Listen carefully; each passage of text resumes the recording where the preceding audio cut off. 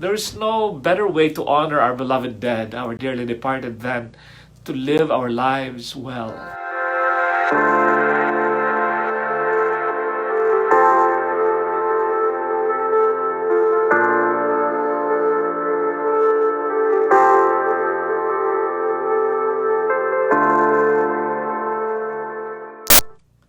Hello, this is Father Sunny, and welcome to another dose of Holy.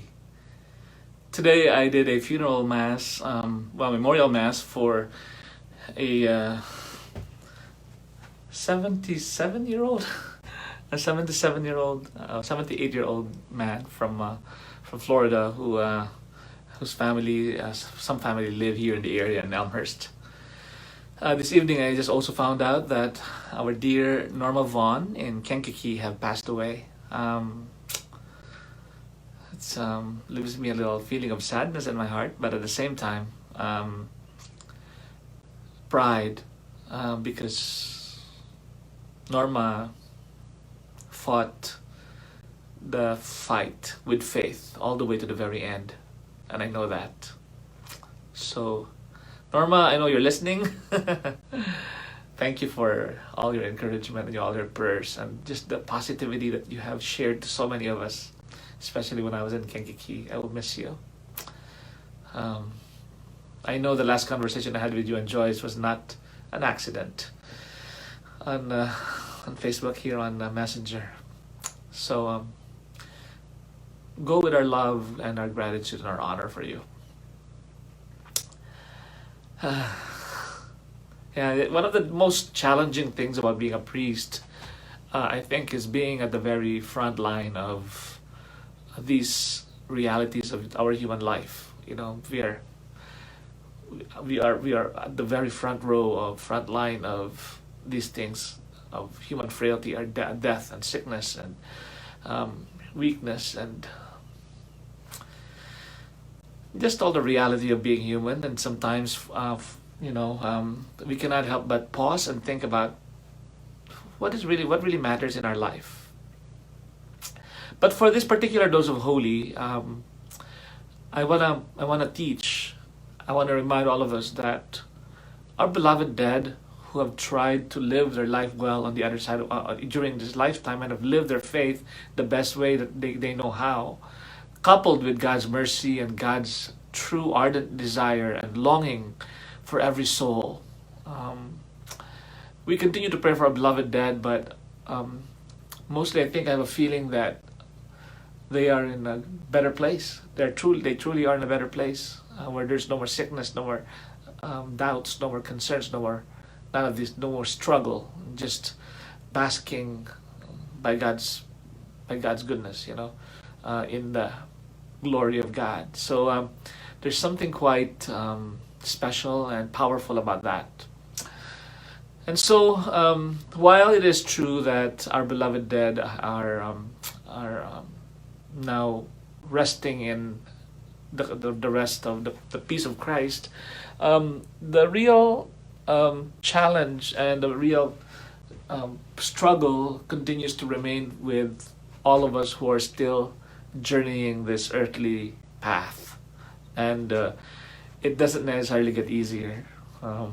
So I think for the most part, I believe that we can continue to have a relationship with our loved ones on the other side of life. And I remember one time in Kankakee when I was there at the hospital surrounded by the family of a woman who was dying, and her daughter was right by her in bed holding her hand. We actually saw her from being alive, and the tubes were being taken away, and then suddenly slowly fading into passing. And I remember, I'll never ever forget, Lupita Mendez said to her mother, "Mama, I will never ever forget all the lessons that you have taught me, and I will always be, this is the way that I will honor you for the rest of my life, that I will live according to the witness that you have given us." Oh gosh, I get emotional just thinking about that.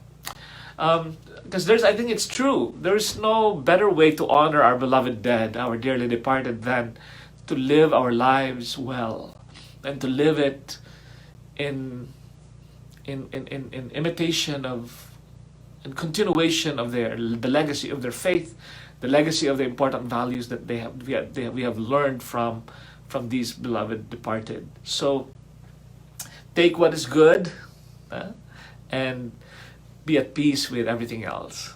Take the good that are left behind by our dearly departed, and everything else we surrender to the care of God, to the mercy and love of God. So, and I think that's the best way to immortalize in our life, in within us, our dearly departed. If we live our lives dedicating ourselves, everything that we do, to honor them and to give them thanks, to pay homage to them. And I think if we really think about that on the everyday basis, I think we will be more careful about the things that we're doing. We will be more intentional about doing something good and positive. We will be more watchful and doing something that's destructive and unhealthy or unholy. And it will help us have a better sense of the true meaning of life. So I endorse this. I completely endorse this. That if we want to honor our dearly departed, the best way that we do it is by living our lives well. And then from the other side of life, where they are now, they look to us and they smile. They smile on their face. You can imagine a smile on their faces, that they're looking at us with pride. They're looking at us from the other side of life, looking to us, and they're saying, "I'm very proud of this person, of this son, of this child, of this family member. I'm very proud of my daughter. I'm very proud of my son. I'm very proud of you. I'm very proud of you, that you are where you are today." And they can only cheer us on with their prayers for all of us. So I imagine today, especially to the family of Norma Vaughn, that she's out there praying, smiling, the best, in her best self, smiling at us and still loving us like she has always done. And imagine also the many ways that she has taught the lesson of faith to others, especially when she was a catechist.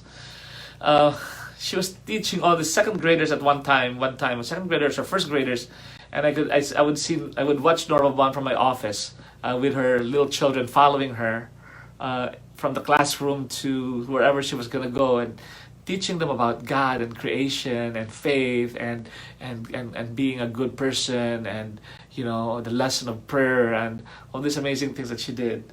Imagine how Norma Vaughn's legacy is out there now in the world, and we cannot even imagine and measure the extent and the depth of what she has done in her life. So let's honor our dearly departed, my dear friends. And today is a blessed day to know that Norma Vaughn has arrived. When she was still just finding out about her cancer, my mom and I bumped into her at Walgreens in Kankakee, and she told us about the possibility that she is sick and that she might have cancer, and so she asked for our purse. And then she also said in that short conversation that she wished that she went to the Holy Land with me the last time there was that opportunity, and she missed that opportunity. And she, at this point, she never got to go to the Holy Land physically. But one thing I know is that she is now in the Holy Land. So, God bless her soul. Eternal rest grant unto them, O Lord, and let perpetual light shine upon them. May they rest in peace. My dear friends, I bless you today with a blessing of a happy, holy, and healthy life. Don't take these beautiful things for granted. This is Father Sunny for another dose of holy. Until next time, God bless you.